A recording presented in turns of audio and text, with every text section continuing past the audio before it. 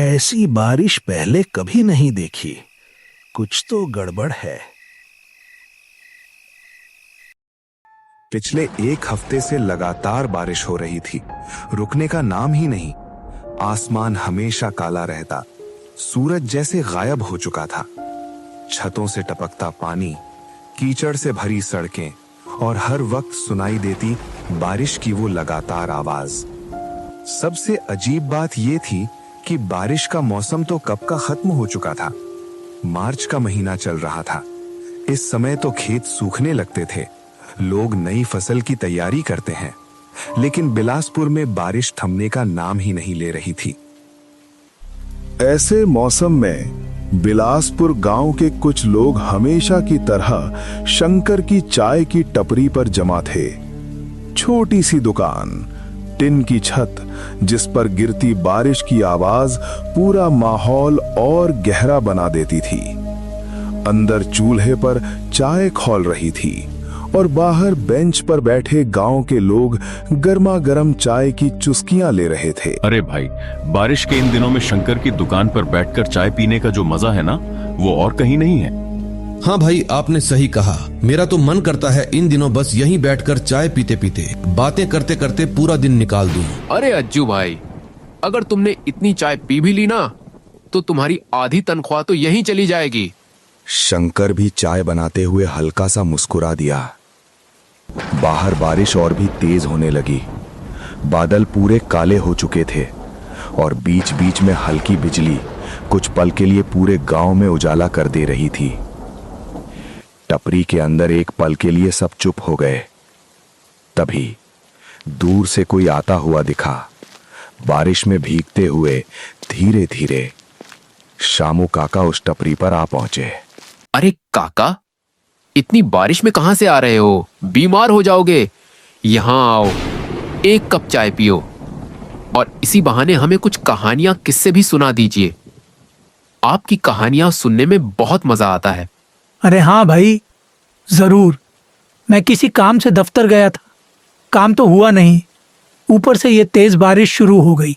हाँ काका, इस बारिश ने तो सबको परेशान कर रखा है। इसीलिए तो हम यहाँ बैठकर एक दूसरे से बातें करने में मजा लेते हैं और साथ में आपकी कहानियां सुनने में भी। चलो ठीक है बेटा, सुनाता हूँ, लेकिन एक बात याद रखना, जो कहानियां मैं तुम्हें सुनाता हूँ वो सिर्फ कहानियां नहीं होती, वो मेरा सच्चा अनुभव होता है। अरे हाँ काका, मान लिया आपकी कहानियां सच्ची होती हैं। अब तो सुनाइए कुछ। काका धीरे धीरे चले और सबके पास आकर बैठ गए। बिजली फिर से चमकी। उनका चेहरा एक पल के लिए रोशनी में साफ दिखा, गंभीर और थोड़ा डरा हुआ। काका ने धीमे स्वर में कहा, अच्छा ठीक है, तो अब ध्यान से सुनो। ये कहानी है मेरे दोस्त अरविंद की, जिसकी पोस्टिंग भैरवपुर गांव के रेलवे स्टेशन में हुई थी। अरविंद रिक्शा पकड़ के भैरवपुर स्टेशन की ओर चलता है और वो मन ही मन सोचता है, ये भैरवपुर स्टेशन तो गांव से थोड़ा दूर है, पता नहीं इतनी रात को वहां कैसा लगेगा।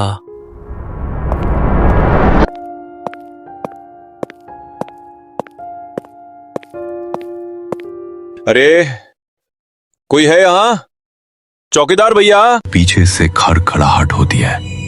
अरविंद पलटता है और देखता है कि एक बुजुर्ग चौकीदार हाथ में लालटेन लिए खड़ा है। कौन है तू?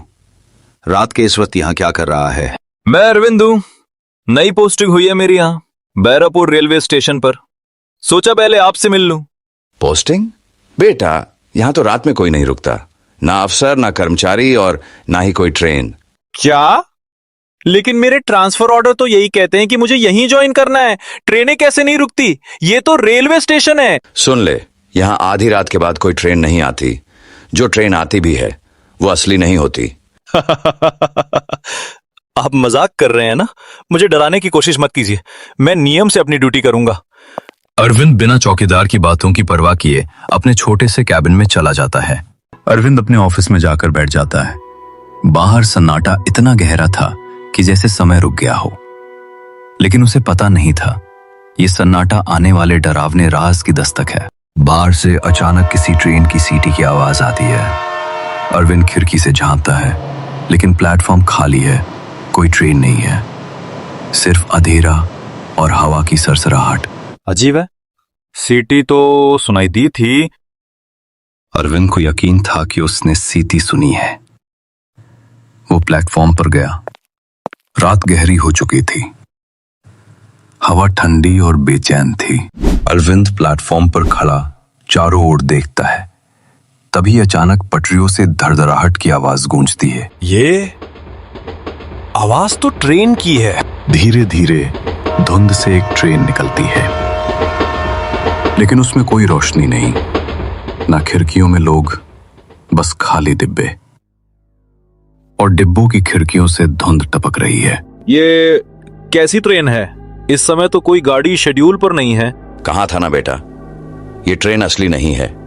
ये उन लोगों की है जो कभी यहां से गुजरे थे और लौट कर नहीं आए।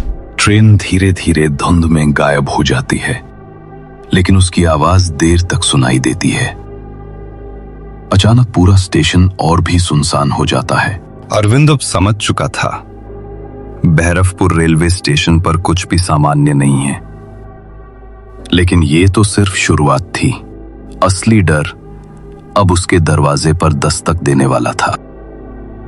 उस रात का नजारा अरविंद को भीतर तक हिला गया था। भूतिया ट्रेन का साया उसकी आंखों के सामने बार बार घूम रहा था।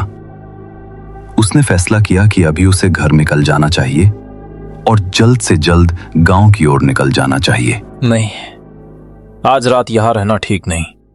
जो देखा वो अगर सच था तो ये जगह बिल्कुल सुरक्षित नहीं। अरविंद जल्दी जल्दी उठता है। अरविंद जैसे ही उठकर जाने लगता है, उसके ऑफिस का पंखा ऊपर से खुद ही नीचे गिर जाता है। ये अभी अपने आप कैसे गिरा? अरविंद अपने ऑफिस से बाहर निकलता है। स्टेशन का प्लेटफॉर्म अब बिल्कुल सुनसान है। चौकीदार कहीं दिखाई नहीं देता। अरविंद उसे ढूंढने के लिए आवाज लगाता है, चौकीदार भैया। कोई जवाब नहीं मिलता, बस खाली प्लेटफॉर्म गूंज उठता है। अरविंद चलते हुए स्टेशन से बाहर निकलता है। बाहर घना अंधेरा और सुनसान रास्ता है। भैरवपुर गांव स्टेशन से करीब 2 कोस दूर था। वहां तक जाने का कोई वाहन नहीं, क्योंकि रात बहुत होती। रात के उस पहर पैदल चलना ही उसका एकमात्र सहारा था। अरविंद को अब खामोशी अंदर ही अंदर खा रही थी। वो मन ही मन सोचता है, शायद आज दिमाग ज्यादा सोच रहा है। सब नजर का धोखा है। काफी देर पैदल चलने के बाद थका हारा, डर से कांपता हुआ अरविंद आखिरकार आधी रात को अपने घर पहुंचा। लेकिन उसके चेहरे पर थकान से ज्यादा उस अनकहे डर की छाया साफ झलक रही थी। अरविंद धीरे धीरे अंदर जाता है। उसकी पत्नी सुमन, जो उसकी चिंता में जाग रही थी, तुरंत उठ खड़ी होती है। अरे अरविंद, ये आप? आज तो आपका पहला दिन था ड्यूटी पर, इतनी जल्दी लौट आए? सब ठीक है ना? हाँ, सब ठीक है। बस तबीयत कुछ ठीक नहीं लग रही थी, इसलिए सोचा जल्दी घर चला जाऊं। अच्छा, तो आप बैठिए, मैं खाना लगा देती हूँ। रात के इस वक्त आपने कुछ खाया भी नहीं होगा। नहीं सुमन, मुझे भूख नहीं है। बहुत थक गया हूं, बस सोना चाहता हूं। वो सीधे कमरे की ओर बढ़ जाता है। उसके चेहरे पर डर और थकान दोनों साफ झलक रहे हैं। ये अरविंद जी तो कुछ छुपा रहे हैं। पहली ही रात ऐसा क्या हो गया? थकान और बेचैनी से टूटा अरविंद कब सो गया उसे खुद पता नहीं चला। लेकिन उसकी नींद चैन नहीं लाई, बल्कि एक ऐसे खौफनाक सफर का दरवाजा खोल दिया जहां हकीकत और वहम की सरहद मिट चुकी थी। अरविंद सपने में देखता है कि वो फिर से भैरवपुर स्टेशन के प्लेटफॉर्म पर खड़ा है। चारों तरफ घना कोहरा और अंधेरा है। अचानक दूर से ट्रेन की सीटी की आवाज गूंजती है, लेकिन प्लेटफॉर्म पर कोई ट्रेन नहीं आती। बस पटरियों पर तेज हवा चलने लगती है। ये फिर वही आवाज। कोहरे के बीच प्लेटफॉर्म के आखिरी छोर पर सफेद साड़ी लहराती हुई दिखाई देती है। चेहरा धुंध में छिपा हुआ है। बस धीमी धीमी पायल जैसी आवाज सुनाई देती है। अरविंद घबराकर पीछे हटता है। सफेद साड़ी वाली आकृति धीरे धीरे उसकी ओर बढ़ने लगती है। उसके कदमों के साथ कोहरा और घना होता जाता है। कौन है वहां? अरविंद भागने की कोशिश करता है, लेकिन उसके पैर जैसे जमीन में धंस गए हों। सफेद साड़ी वाली आकृति अब उसके बिल्कुल पास पहुंचने वाली होती है। जैसे ही वो आकृति पास आती है, अरविंद घबराकर अचानक बिस्तर पर उठ बैठता है। उसके माथे पर पसीना है और सांसें तेज चल रही हैं। ये सपना था या सच? अरविंद को लगा कि उसने सिर्फ सपना देखा है, लेकिन कभी कभी सपने हकीकत के राज खोलते हैं। और उस रात का सपना एक डरावनी सच्चाई की ओर पहला कदम था। सुबह अरविंद चुपचाप बैठा है। सुमन उसे बार बार देखती है, लेकिन कुछ पूछती नहीं। उसके चेहरे पर बेचैनी और नींद की कमी साफ झलक रही है। अरविंद धीरे से मन ही मन बोलता है, अब भागने से कुछ नहीं होगा। अगर ये स्टेशन सच में श्रापित है तो मुझे खुद देखना होगा। आज रात जो होगा देखा जाएगा। रात होते ही अरविंद घर से निकलता है। रास्ता वही सुनसान है। पेड़ों से झिंगुरों की आवाज और हवा की सरसराहट माहौल को और डरावना बना देती है। उस रात अरविंद का हर कदम उसे उस सच के करीब ले जा रहा था। अचानक पीछे से सीटी की आवाज गूंजती है। अरविंद खिड़की से झांकता है। धुंध और कोहरे के बीच प्लेटफॉर्म पर वही सफेद साड़ी वाली औरत खड़ी है, लेकिन इस बार उसका रूप साफ दिखाई देता है।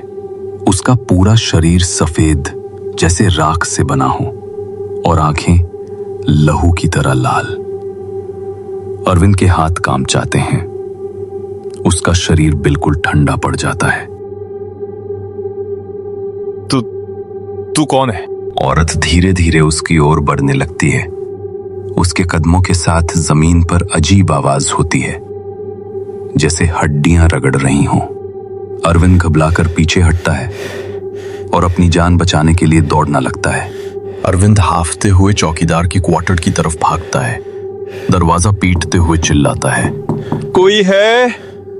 स्टेशन मास्टर साहब, कोई तो बाहर आओ, मदद करो। दरवाजा नहीं खुलता। चारों तरफ बस वही परछाई और उस औरत की पायल जैसी आवाज गूंज रही थी। अरविंद अब उस सच से मुंह नहीं मोड़ सकता था। वो औरत जो बरसों से भरवापुर स्टेशन की रातों को अपने कब्जे में लिए थी, अब उसके सामने थी। रात के सन्नाटे में पसीने से तरबतर अरविंद स्टेशन मास्टर के ऑफिस के दरवाजे पर धड़धड़ाता है। दरवाजा अचानक कटकट की आवाज के साथ खुलता है और अंदर से वही चौकीदार लालटेन हाथ में लिए बाहर निकलता है। अरे बाबूजी, आप इस वक्त यहाँ? क्या हुआ? इतनी घबराए क्यों लग रहे हो? मैंने अभी अभी देखा, सफेद साड़ी में एक औरत। उसकी पूरी देह सफेद थी और उसकी आंखें खून जैसी लाल। वो स्टेशन पर ही घूम रही थी, मुझे घूर रही थी। अरविंद की सांसें तेज चल रही थीं। चौकीदार धीरे से सिर झुकाकर भारी आवाज में बोला, मैंने आपको पहले ही समझाया था बाबूजी, ये भैरवपुर स्टेशन आम स्टेशन जैसा नहीं है। यहाँ कोई रात को नहीं रुकता, क्योंकि इस जगह पर एक अधूरी आत्मा भटकती है। कौन है वो औरत? कई साल पहले यहीं प्लेटफॉर्म नंबर 2 के पास एक औरत की दर्दनाक मौत हुई थी। उसका नाम कमला था। गरीब घर की औरत थी। हर रोज अपने पति के लिए यहीं इंतजार करती थी। एक रात तेज आंधी आई, वो गिरकर पटरियों पर जा गिरी और फिर कभी वापस नहीं उठी। तब से लोग कहते हैं कि उसकी आत्मा यहां भटक रही है, सफेद साड़ी में, लाल आंखों के साथ, क्योंकि उसे शांति नहीं मिली। मतलब जो मैंने देखा वो सच था? हाँ बाबूजी, वो सच था। और अब मेरी एक बात मान लीजिए, ये जगह छोड़ दीजिए, वरना ये आत्मा आपको चैन से जीने नहीं देगी। बहुत लोग यहां टिकने की कोशिश कर चुके, लेकिन कोई भी ज्यादा दिन टिक नहीं पाया। ठीक है, मैं कसम खाता हूं, मैं यहां दोबारा कभी नहीं आऊंगा।